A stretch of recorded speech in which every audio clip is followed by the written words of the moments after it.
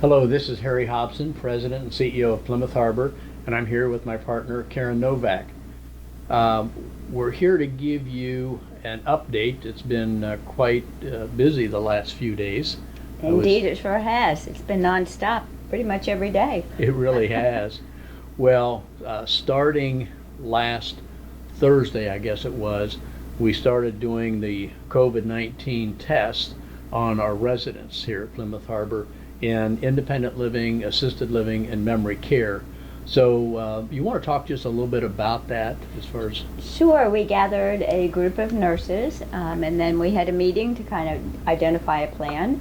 Then we sent the nurses out on their own. We actually went to the apartments and swabbed the residents. We went to the tower residents, all the gardens, the memory care, and the ALF. We had to do a little bit different approach with the memory care and the ALF residents, but overall, I think that went really well. They continue to trickle in ever so slowly today. I think you want to talk about maybe how many we've had. Forgive me, I can't remember. Yeah, well, that's a question we've already received, and that is, so what percent of the residents have been swabbed, so to speak? And I think you'd mentioned that is like around 90%. Absolutely, Hira, you're right. We have just a few left, and if you are willing to talk to your neighbors and ask them if they've had their test done, encourage them to do so if they haven't. But I think what we're finding is people are kind of identifying it doesn't hurt. Oh. You know, and I think that was one of the biggest factors that people had in not having themselves tested was the fear of having it hurt, and they were quite surprised. So hence the trickle in, and the Saturdays and the Sundays, and having them done. There's still time though. We would love to have those of you that have not been tested to come on down to the office, down in the Callahan Center. We'll get you swabbed. Now, we'll have all of those results back by this Friday, okay, and I think that's May 8th. But what the company has done is they have sent us 4 that were positive. So we do have those in hand, and why don't you talk a little bit about that? Well, it's our 4 residents. They all are in the independent towers. They are quite asymptomatic and quite surprised, to tell you the truth, that their test came back positive. On Sunday, we went ahead and re-swabbed them because we had the ability to do that. So now we're waiting for those tests to come back, but they are going to remain in their apartments until they hear otherwise, and we appreciate their help and their cooperation with us. And the protocol is, so it showed 1 positive, so now you did the re-swab, and we'll wait for those results, and that'll be at least 24 hours. Correct. Our guess is they'll probably come back negative. We do one more time, and hopefully that'll be a negative as well, and then they'll be cleared. That was our experience on the team member side. Correct. All of those that came back positive have subsequently come back negative. Right. Without any difficulties. Right. So we're making good progress there. We'll have all the results in by this Friday, but they do send us occasionally, if there is a positive, they get that to us quickly, and then Karen, you do your thing. Correct. So we can try to clear those as quickly as we can. As you said, those folks are in self-isolation in their apartments. Yep, they're doing quite well. A lot of them have significant others or spouses that are right there with them, and they too were quite surprised. Right. Asymptomatic. Yes. We've used that term a lot, and there's no question about it. You know, there's a few other things I wanted to talk about today as it relates to this era of COVID-19. And once again, we get our information from the CDC, the Agency for Healthcare Administration, World Health Organization, Leading Age, our trade association. That's all evidence-based. Correct. And that's where we take it. So when you watch the cable news, you're getting a lot of opinions, and that's not necessarily the facts. So regarding, and I want to talk a little bit about the opening of communal spaces, all right? What we're going to do here at Plymouth Harbor, first of all, in our regulated areas of the skilled nursing home, Smith Care Center, and our assisted living and memory care, nothing has been eased up yet at all regarding visitation or the use of more communal spaces. Now, as it relates to the rest of the campus, number one, we're going to follow the lead, if you will, of the governor. And that will lay out at least step number one. Then step number two is going to be, how does that overlay with our experience here at Plymouth Harbor? Obviously, this Friday is going to be a key day. We're going to establish that baseline and know where we're at. And then if we start to see any kind of deviation from that baseline, we may have to pull back. Right. So I want everybody to know that we're going to move very slowly on this. We've done so well in the last 2 months. We just don't want to upset that at all. It's almost like cabin fever, that people are starting to want to get out. But this is a time, if ever, that we really need to stay very diligent and keep those parameters in place. You know, specifically, some folks have asked, when will we reopen the dining room in the Independent? Again, we'll follow those steps that I just outlined. The question goes further to say, will we open it at 25% capacity? Again, we don't have that answer right now. That seems to be the suggestion that's coming from the governor's office. So why wouldn't we open very slowly like that? But again, that discussion will start taking place next week. The window project, that's come up again. When will we restart the window project?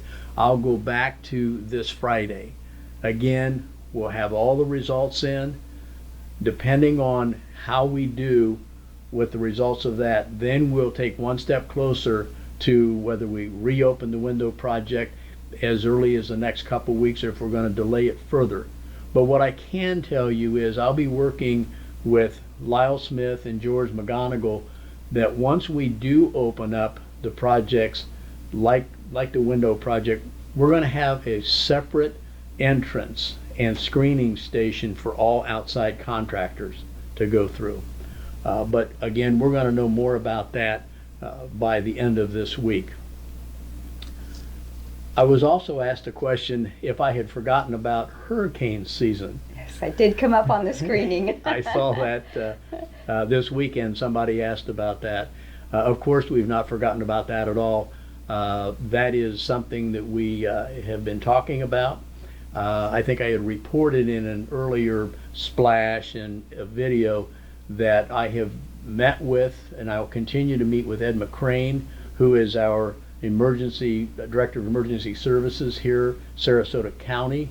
And our goal is that we would be able to shelter in place. That's the goal this year. I have no promises that that's going to happen. I've also been working with the Agency for Healthcare Administration, and at this point in time, their position is that they would go along with whatever the state said regarding us being able to shelter in place this season, considering the COVID-19 area. Actually, the county has said, you know, we're going to defer to the state. If the state says it's okay, then they'll go along with it. So that's work in process. It's very much on our mind, but just rest assured that we are addressing that. And as we have more information in the next few weeks, we'll certainly be sharing that with you. Let me look through my notes to see if there was anything else. Karen, can you think of anything that may have come up? I think just a little bit about temptation. I know it's getting difficult, and we've been doing this now for a couple of months. But again, I reiterate, please, we really need your help to kind of comply and stay focused at the end goal. We're doing really well right now, truly, without any horrific kind of outbreaks or signs or symptoms of any kind of disease process going on. So good job, everybody. Let's keep it going. You know, I do cringe a little bit, I have to tell you. I was in the office yesterday, Sunday, and on the way in, I kind of shook my head because there were so many people out and they were not respecting social distances. Yeah. I saw in the newspaper yesterday that someone referred to the John Ringling Bridge as the human highway. And it's going to be a challenge. Yes. So but stay focused. Stay focused, please. We've gotten this far by your diligence and our team members as well. So before we close out, I would like to mention one more time, please don't look at me, look at Karen when I say Taylor Novak. Oh. And the reason I'm saying that is Karen, we spoke with Karen over the weekend, Nancy and I did, and she shared with us that you went to the Florida State University Commencement, which was interesting. Yes. And tell us a little bit about not only the commencement, but Patricia V. Vance, MSW Student of the Year. You know, this has been an incredible summer or spring, not quite sure what it is, but for me and my family. I experienced 2 graduations virtually this weekend. It wasn't quite what we had anticipated, but FSU, believe it or not, the Gator went to the Seminole School and graduated with her master's in public health and social work and became Florida State's medical, I can't even talk, I'm choked up here, the master's in social work student of the year. So Taylor, who has come to Plymouth Harbor and presented a couple of times on domestic violence, won an award by the school, and I am without You words. didn't see it coming. I did not. I was the typical mother that broke down in tears as my daughter was popping champagne in the background. We kind of all celebrated by way of a phone call, and it was incredible. So thank you for mentioning that. You have to do. It's woo! excited. 2 daughters. Woohoo! Outstanding. And then one other thing I want to remind all of our residents, okay, and beginning this Wednesday through May 12th is Nurses Week. And I wanted to mention that, certainly it's on our minds as well, and to celebrate our heroes, if you will. We've got such a great nursing team here, and we want to acknowledge them. They're wonderful people. You know, I've had the pleasure and the honor of working with the team in Smith Care for the last 7 years, as well as crossing over to memory care, the ALF, and the home care team as well. Never in my life have I seen such dedicated staff people, team members. Nah, they're family members, and they take it to heart, and they are amazing. Every day they face challenges, but still come back the next day smiling, ready to do it again, and giving from the heart. And it just doesn't get any better than that. I am proud to be a part of that team, but stand in awe of each one of them, because each one of them are just incredible. Every year, May 6th to May 12th, we really celebrate our nurses. This year's theme, and Karen doesn't know that I'm going to ask her this question, this year's theme is compassion, expertise, and trust for National Nurses Week. What do those 3 words mean to a nurse? Compassion, expertise, and trust. You know, it goes back to the calling of what a nurse really has in her heart. We have that compassion. It's seen every day just by coming back again in the face of incredible intensity, intense demand, but giving from the heart. I mean, compassion is not something that you can pretend. It is there. It's very authentic. Excellence. Mm-hmm. You know, our nurses are skilled so far beyond what the typical CCR see, and I like to say that because our nurses work hard. Their skill level is phenomenal. They have come an amazing amount in the last few years, because the whole paradigm of post-acute care has shifted, and the nurse's skill level has shifted as well. They are just amazing what they do every day. What was the last one? And trust. And trust. I mean, again, that goes back to compassion. We trust our nurses. We know what they're doing. They do it on time. They do it well. And they establish that bond of trust with not only the residents here, but the families and their peers. That, too, is very, very important to have, to maintain, and to keep very close to their hearts. Because without that trust, you're not going to have the compassion, and you're not going to have excellent performance, and our nurses have that. Well, and I think this all ties together for where we are today with COVID-19. Absolutely.